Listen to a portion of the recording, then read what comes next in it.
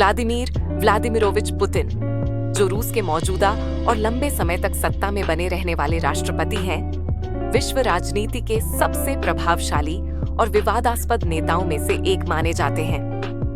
Putin का जन्म 7 अक्टूबर 1952 को सोवियत संघ के लेनिनग्राद, आज का सेंट पीटर्सबर्ग में हुआ था। उनके पिता व्लादिमीर स्पिरिडोनोविच पुतिन सोवियत नौसेना में कार्यरत थे और मां मारिया इवानोवना पुतिना एक साधारण महिला थीं।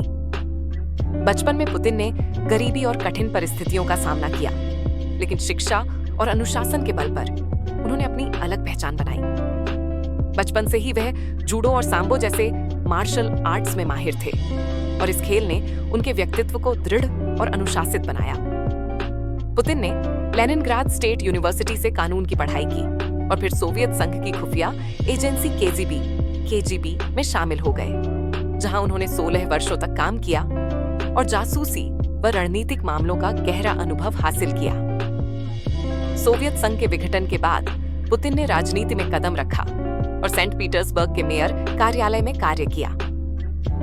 धीरे धीरे उनकी राजनीतिक क्षमता और अनुशासन ने उन्हें रूस के तत्कालीन राष्ट्रपति बोरिस येल्त्सिन का भरोसेमंद बना दिया।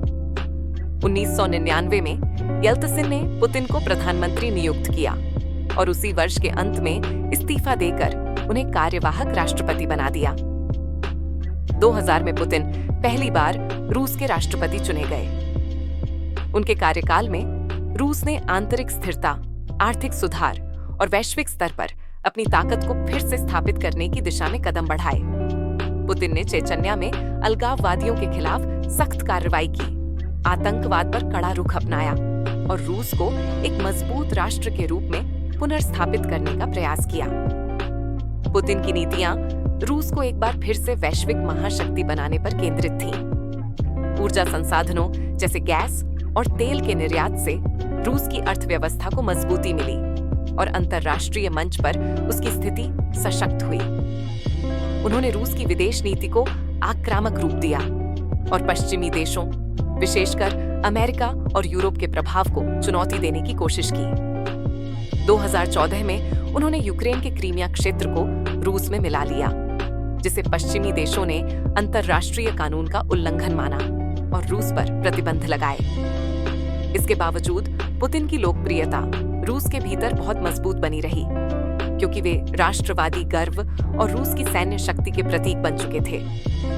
उन्होंने अपने शासनकाल में मीडिया और राजनीतिक विपक्ष पर भी सख्त नियंत्रण रखा, जिसके चलते उन्हें एक सख्त लेकिन विवादास्पद नेता के रूप में देखा जाता है। निजी जीवन भी लोगों की दिलचस्पी का विषय रहा। 1983 में उन्होंने ल्यूडमिला श्करेबनेवा से विवाह किया और उनकी 2 बेटियां मारिया और येकातेरिना हैं। हालांकि 2013 में दोनों का तलाक हो गया। पुतिन का निजी जीवन बहुत गोपनीय माना जाता है और वे अपने परिवार को राजनीति और मीडिया की नजरों से दूर रखते हैं। पुतिन एक फिटनेस प्रेमी है और घुड़सवारी, तैराकी और शिकार जैसी गतिविधियों में भाग लेना पसंद करते हैं। उनके राजनीतिक करियर में कई बार आलोचनाएं भी हुईं। विपक्ष और पश्चिमी मीडिया ने उन्हें तानाशाही प्रवृत्ति वाला नेता कहा, क्योंकि उन्होंने संविधान में बदलाव कर 2012 और फिर 2018 में राष्ट्रपति पद पर बने रहना सुनिश्चित किया। 2020 में संविधान संशोधन कर उन्होंने 2036 तक सत्ता में बने रहने का रास्ता साफ कर लिया। रूस यूक्रेन युद्ध 2022 में उनकी भूमिका ने उन्हें और भी अधिक अंतर्राष्ट्रीय विवादों के केंद्र में ला दिया। पश्चिमी देशों ने उन पर कठोर प्रतिबंध लगाए, लेकिन रूस में उनका समर्थन मजबूत रहा। पुतिन को उनके नेतृत्व शैली के लिए जाना जाता है, जिसमें दृढ़ता, राष्ट्रवाद और रूसी गौरव को पुनर्स्थापित करने की भावना प्रमुख है। उनके नेतृत्व में रूस ने सीरिया युद्ध में हस्तक्षेप किया, चीन और अन्य एशियाई देशों के साथ सामरिक साझेदारी मजबूत की और अंतर्राष्ट्रीय मंच पर अमेरिका के बराबर चुनौती देने का प्रयास किया। आज पुतिन रूस की राजनीति का पर्याय बन चुके हैं। उनके समर्थक उन्हें रूस का उद्धारकर्ता और महान नेता मानते हैं, जबकि आलोचक उन्हें एक अधिनायकवादी शासक बताते हैं। कहा जा सकता है कि व्लादिमीर पुतिन का जीवन एक साधारण परिवार से निकलकर केजीबी अधिकारी बनने और फिर दुनिया की सबसे ताकतवर कुर्सियों में से एक तक पहुंचने की अद्भुत यात्रा है, जिसमें दृढ़ इच्छा शक्ति, राजनीतिक चतुराई, राष्ट्रवाद और विवाद सभी शामिल हैं। उनका जीवन इस बात का प्रतीक है कि कैसे व्यक्तिगत संघर्ष, अनुशासन और राष्ट्र प्रेम किसी व्यक्ति को विश्व राजनीति की धुरी बना सकते हैं। और आज भी पुतिन वैश्विक शक्ति समीकरणों में एक अहम खिलाड़ी बने हुए हैं। नरेंद्र मोदी और व्लादिमीर पुतिन के बीच संबंध हमेशा से ही विशेष और मजबूत माने जाते हैं। भारत और रूस सोवियत संघ के समय से एक दूसरे के घनिष्ठ सहयोगी रहे हैं और इस परंपरा को प्रधानमंत्री मोदी और राष्ट्रपति पुतिन ने और गहरा किया है।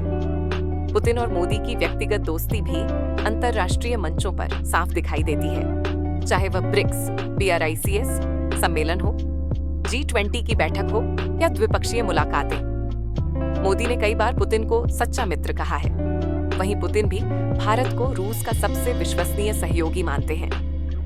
रक्षा, ऊर्जा, अंतरिक्ष और व्यापार जैसे क्षेत्रों में भारत रूस सहयोग उनकी मित्रता की नींव है। रूस भारत को सस्ते दामों पर तेल और सैन्य उपकरण उपलब्ध कराता है, जबकि भारत रूस के लिए एक बड़ा रणनीतिक और आर्थिक साझेदार है। पश्चिमी देशों के दबाव और यूक्रेन युद्ध जैसी परिस्थितियों के बावजूद मोदी और पुतिन का रिश्ता स्थिर बना हुआ है।